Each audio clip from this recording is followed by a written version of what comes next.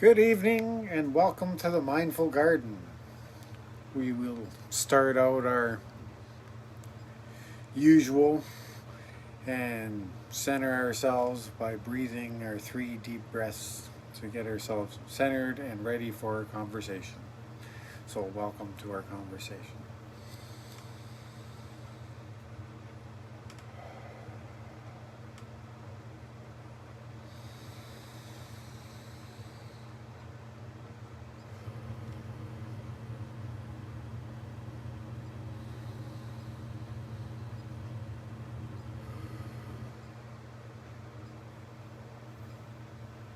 And here we are, 3 deep breaths and nicely centered, a little euphoric in my head there, which is actually kind of a nice thing because that means my connection is good. And I got a little tingling in the top of my head, which means that's a good sign. That's good to see. But anyway, our topic today, some ideas from the garden. What are some ideas from the garden? Well, let's start out with some ideas directly about the garden. Um, the garden is a physical place, but not necessarily just a physical place because the garden is a metaphor also for the ideas of my mind, of course.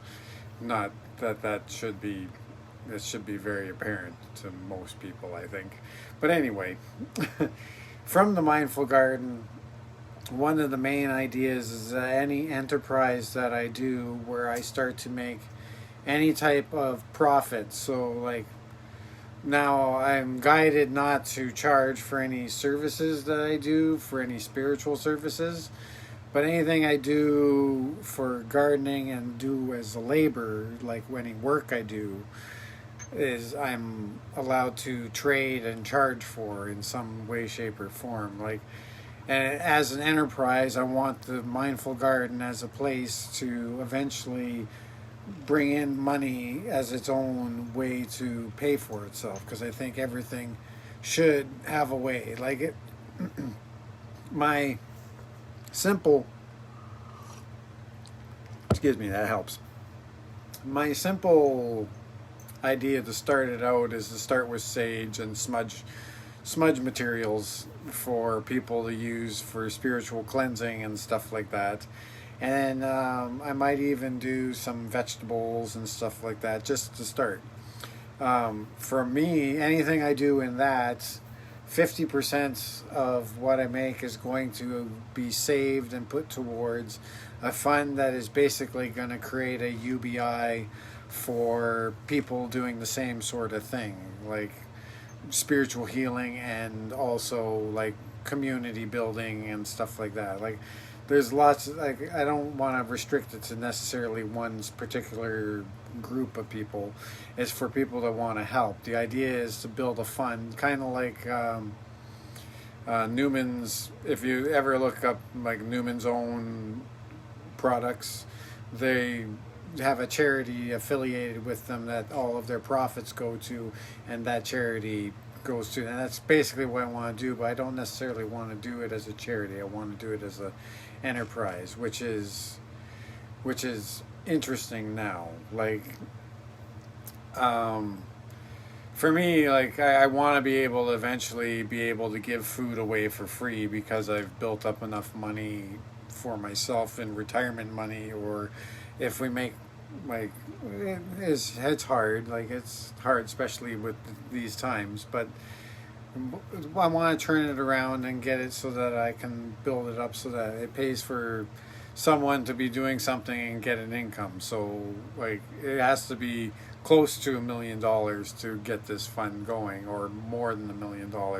quite possibly by now, to have it so that it has a reasonable like income from it to make it so that it could pay for somebody to be like to, even if they like work at food banks and stuff like that part time, and then do whatever interests them. That's the kind of thing I would want to direct that to. But that's just one of the ideas from the Mindful Garden. That's just one I want to touch on today. So let's touch on a few others.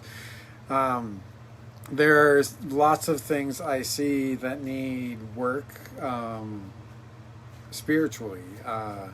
spiritually we need ceremony around water bodies and stuff like that so that we remember our connection. I think we really need to start to, like, as a group of, like, I guess I would consider me, my wife, and several people I know to be light workers. And in that group, we need to work and get it so that we can start to do ceremony to reestablish the connection between humans and the land, and get it so that we. That's harder to explain, but that's one of the ideas of the mindful garden. So that's the main mindful garden things. But now let's talk about just some of the ideas I've been touching on. Let's kind of flow quickly here tonight because I want to touch on a lot of little things. One of the ideas is I see, say, Alberta especially, because they have the potential for a lot of geothermal energy prospects. They should definitely look into developing that, and in doing that, I see pipelines actually going the reverse, coming from the Pacific side over the mountains, bringing ocean water to Alberta to use for aquaculture that's powered by geothermal energy.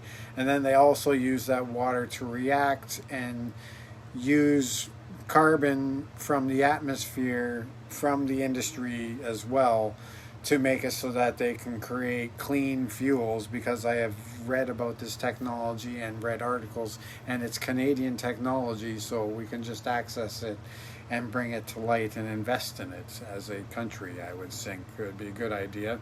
That's something I see, and that's one of the things I would see would help transfer, because utilizing the ocean water, which is rising right now, and bringing it inland and creating a way to use it and use it as a resource helps to draw it down and make up for the loss of the ice that we have going on. And then we can slowly rebuild water in the environment through, like, engineering can do quite a bit, but we can also do small things by respecting the waterways at the other end.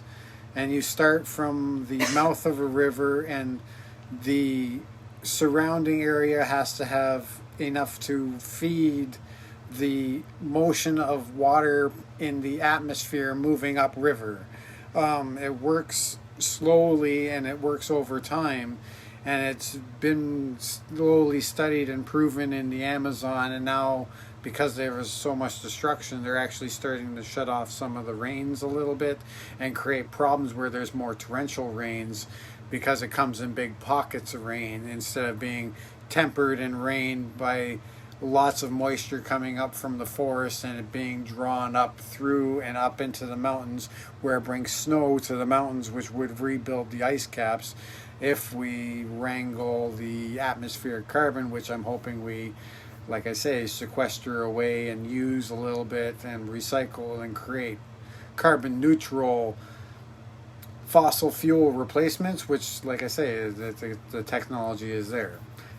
That's one of the interesting ideas I've had and put together from things I've seen. Like, I see Iceland utilizing geothermal energy, and I think Canada is underdeveloped in that. And because it's mostly centered in Alberta, where they have the investment money now from the oil, they should be investing in future energies which are more sustainable. And geothermal is one of these. Like, if you look at the way the Icelandic system works, it's an amazing system, and very, very, very green, very, very professional, very good, very excellent system.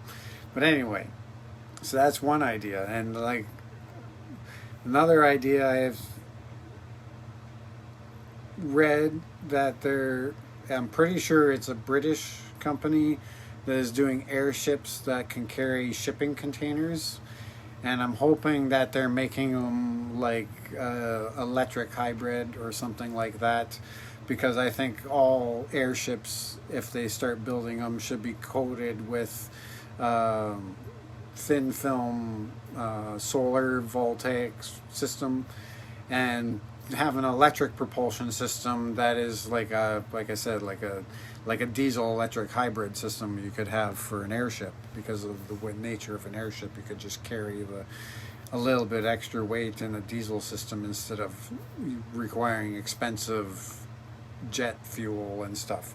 And then that gives rise for organic diesel fuels from biofuels and stuff like that that could be used in airships, and that could be used to open up the Canadian North. Now that's something, because we used to have the airplanes that opened up the North a bit, but it didn't open it up enough to really open it up to significant.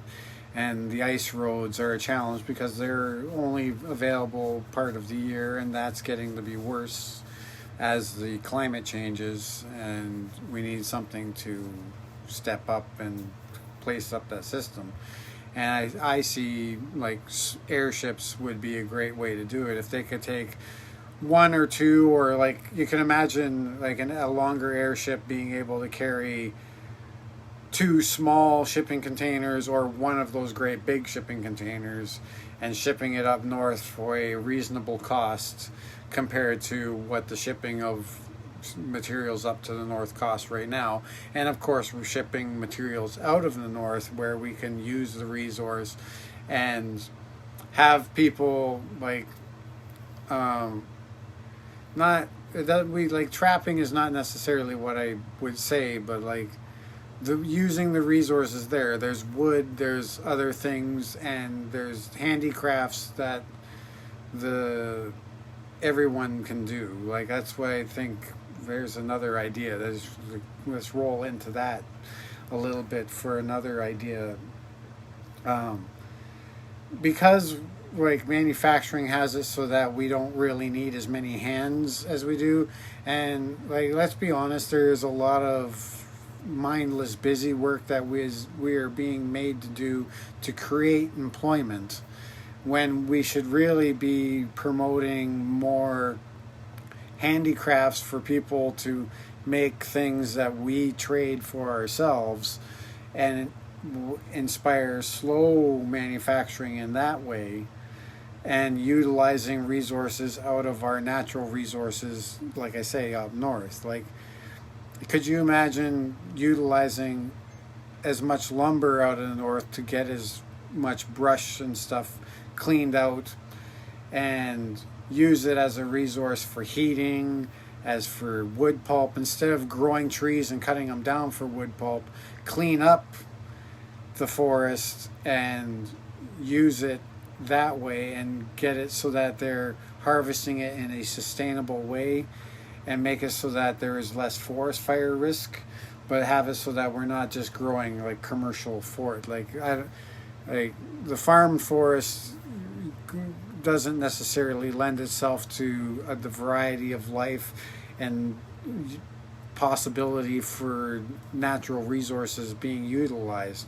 I think we could actually multiply the natural resources utilized, and permaculture like basically the whole North America in one way, and in that maintain the forest so that we reduce the forest fire risk, and create resources for handicraft people to do in the city. Like bring the wood to the city where there's people that are, like I said, like we have universal basic income coming from a naturally good way to go, I would say.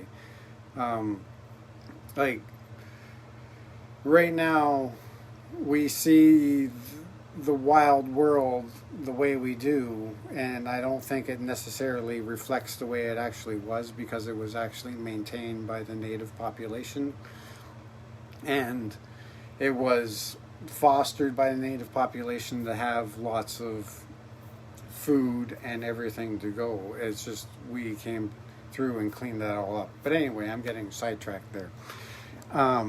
Let's talk about some other ideas. There's the idea of a floating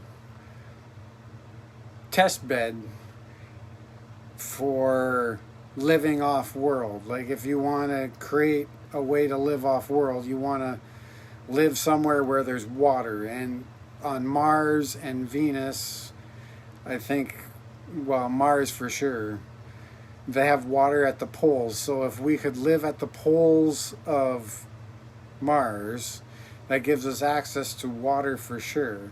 So the best thing to do would be experiment with living just on the pole of Earth where you just have the access to ice and water.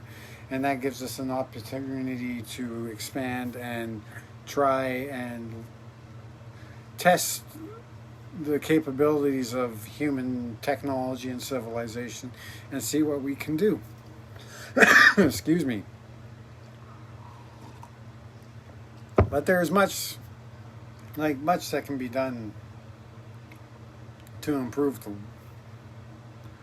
vitality of the world and the carrying capacity of the world. Like, I am seeing lots of great gardening technology that's being adapted indoors and stuff like that.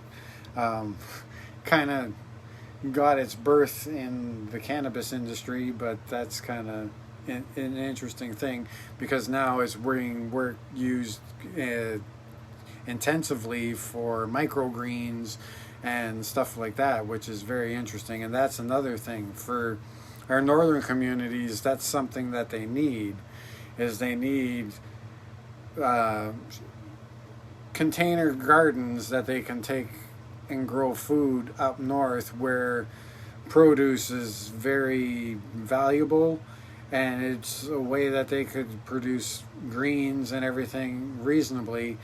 And you could probably use a wind generator to produce a large amount of the electricity for it, and make it so that you're reducing the amount of use of fossil fuels and stuff in generating capacity, because up north you have plenty of wind, that's for sure. And that's another idea I would love to see. That's where the shipping container carrying airships kind of come in, because then you could build shipping container insulated gardens that were all set up and had a package that were ready to go up for the north and take it all the way up north, because you could easily take an airship carefully across the north, navigating the winds and stuff like that. I'm sure it could be done. But I can guarantee it could be done. It's just a matter of the testing and everything that they're doing right now. But like I remember watching a video of them. I think they actually have a model built, like a actual working model built. But I wish I always could remember the links for things like that. That'd be awesome. What are some other ideas?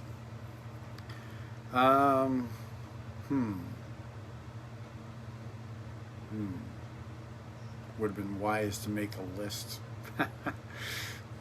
Isn't that funny? But anyway,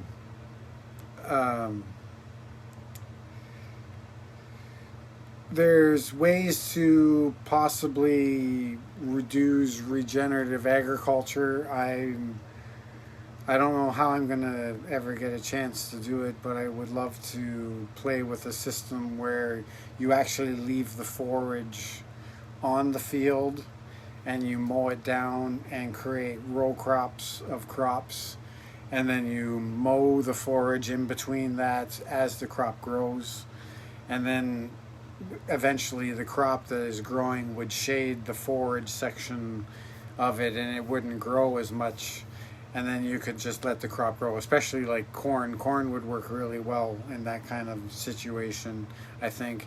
And if you leave the forage growing in between the corn rows and create a machine, like using like the tractors that they use for spraying right now, but taking the spray equipment off and making it so that there's a little dangling mowers that go down in between the corn rows and mow the grass, like the forage, the hay mixture of a good hay field that's regularly grazed. And then once you combine off the corn, the next year you bring in the cattle or whatever, chickens and stuff, to regraze the field. That's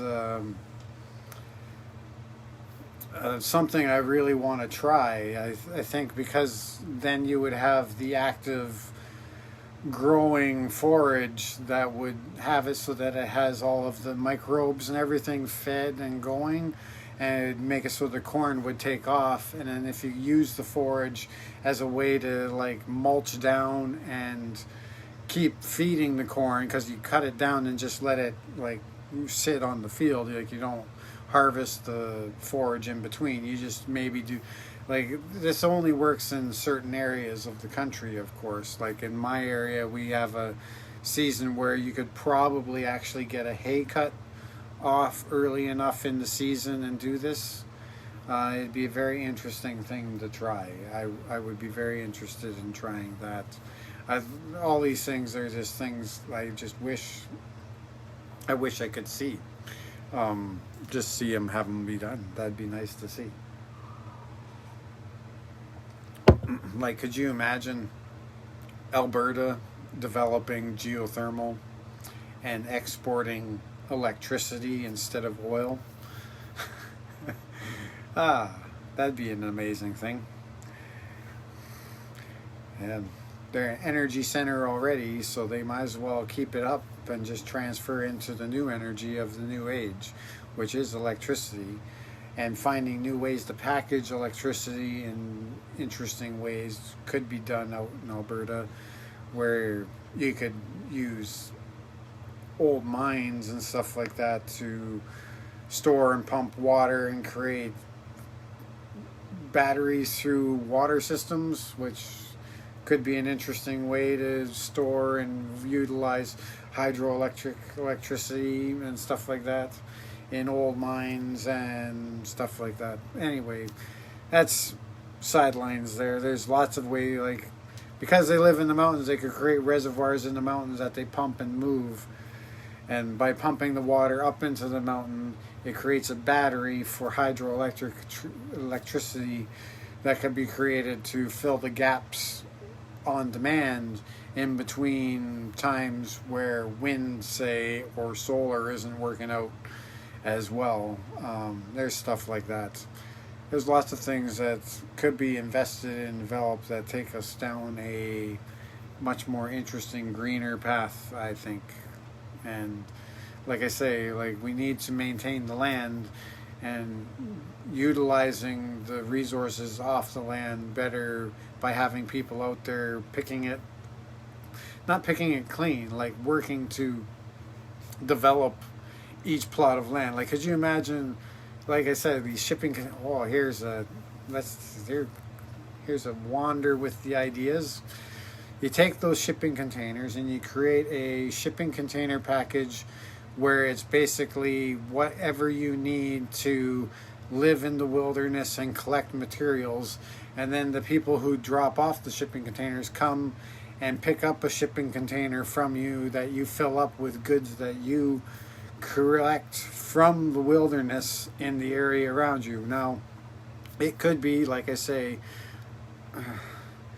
I know the vegans aren't going to like this, but it could be trapping and stuff like that. But I think, like, utilizing nature properly and living in balance and living in a way where we're not over harvesting is the way to go for things like that. Like, the natives had it where they lived in balance, and we need to return to that. And that's just a matter of it. But I see other resources, like I say, like different woods and stuff like that for carving and for utilizing in different ways. There's lots of things that I'm sure could be plucked from the wilderness, and possibly even just collecting stones and antlers, even being able to pick up the antlers before the mice pick away at them, and in return feed the mice with products you bring back. I don't know. I'm stretching here a little bit, but there's lots of things like that come through my mindful garden that I like talk about, and I would like. I see us have a potential for creating a large food forest that feeds the world, and it's just feeds and supplies the world with resources. And Canada by having so much wilderness, has the potential to develop that wilderness as a place for people to live. Because here's an idea that kind of helps humanity a little bit, because we have a large percentage of humanity that needs to move out of areas that are becoming less habitable, and Canada has a large northern area that has not been really developed very well. And I'm not saying that we should conquer it and create it to make it look like normal civilization. I think we should have people live within the means of the land and come to do that, or people come here to live in place of the people that go and move into the land. I think we could inspire young people that want to do that. There are lots of people that watch the shows on Wild America and all that. I can't remember the name of the shows, but there's great shows about that, about people surviving in the wilderness. And if we supplied it, with the new internet connection capabilities that are coming, if you ever looked in the Starlink, it's going to make it so that you're going to have internet just about everywhere in the world. And if you create a space where there's a demand for it, it would make it so that they put satellites, and make it so that there's a demand for satellites in northern areas, possibly even Russia. I could imagine Russia could use it even in their north, where they have, we're, as Canadians, we actually kind of hover on the very south of the country quite a bit, really, and we haven't really ventured much in the north, except for extreme north in some cases. And I think those northern communities need love and development, and there's lots of them there. They need attention, and there's lots of great potential there. Even so many different things that could be contributing, because I see the world as having a potential for a universal basic income that could pay for people to just go off and live in a situation like that, and just be a writer in the woods and contribute to the world and make a beautiful life for themselves, being a writer in the woods somewhere, surviving quite nicely. Anyway, that's actually quite a talk for today. Probably because I actually get quite passionate about sharing my ideas, and I would love to be able to share more of them. And the more I dwell and work in them, the more ideas flow and get going through me, which is an interesting thing, because it's spawning the creativity makes it flow better. But I suppose that's what's true. Let's close out tonight. As usual, let's open up hearts and minds, but let's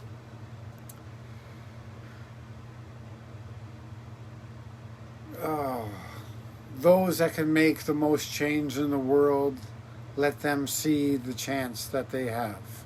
Let them see the chance to be champions of the world, and instead of let them just see the chance that they can be champions of the world. Let them have that. Let their ego be stroked, and let them lead the way. But let them see that there's a way to light where we can be in more balance with nature, as well as progress and, like I say, develop technology. I think there's a lot of potential for technology to open up a lot. I'm getting sidetracked and continuing. But anyway, let's close out with opening hearts and opening minds, especially those that can really make a difference. Let's have those champions of industry, those champions of change, those champions of human expression be out there again, and let them be on their humble yet good pedestals that they are. Amen. You guys have yourself a great night. Thank you for checking it out, and we'll see you again in the Mindful Garden, and walk peacefully And always remember that you are both the doorway, the path, and the gate, and everything. Like, everything comes through you. Everything is connected through you. I hope you all know your power. You have a good night.